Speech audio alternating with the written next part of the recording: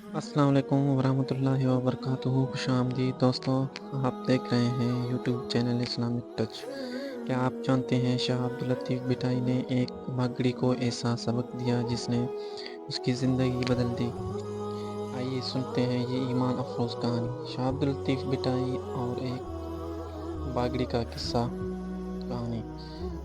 السلام علیکم دوستو، آج ہم آپ کو سندھ کے عظیم صوفی شاعر اور بزرگ شاہ عبداللطیف بھٹائی کا ایک ایسا قصہ سنانے والے ہیں جو ہمیں انسانیت، محبت اور اللہ کی یاد کا سبق دیتا ہے۔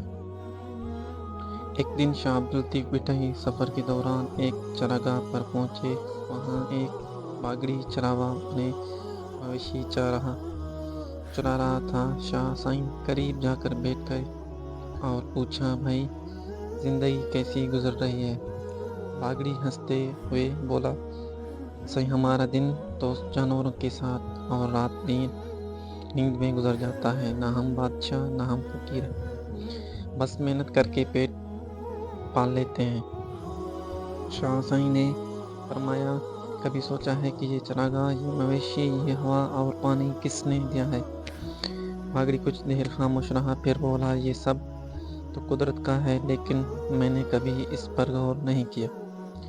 شاہ عبداللطیف مسکرا کر بولے، اگر دل کو صاف کر لو تو یہی چراگاہ بھی تمہیں خدا کی پہچان کرا سکتی ہے، بس سچائی اور محبت کے ساتھ دیکھو۔ یہ سن کر باگڑی کی آنکھوں میں آنسو آ گئے۔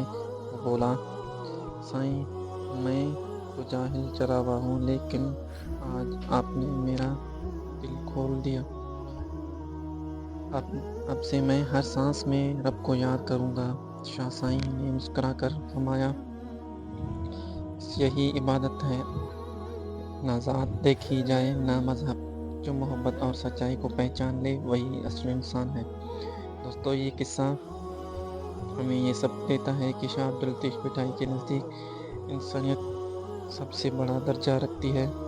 محبت اور سچائی ہی رب تک پہنچنے کا راستہ ہے۔ امید ہے کہ یہ کہانی آپ کو پسند آئی ہوگی اور آپ کو اس سے قیمتی سبق ملا ہوگا، اور اگر ویڈیو اچھی لگی تو لائک اور شیئر ضرور کریں، اور مزید اسلامی کہانیاں سننے کے لیے ہمارے چینل اسلام ٹچ کو سبسکرائب کریں۔ جزاک اللہ۔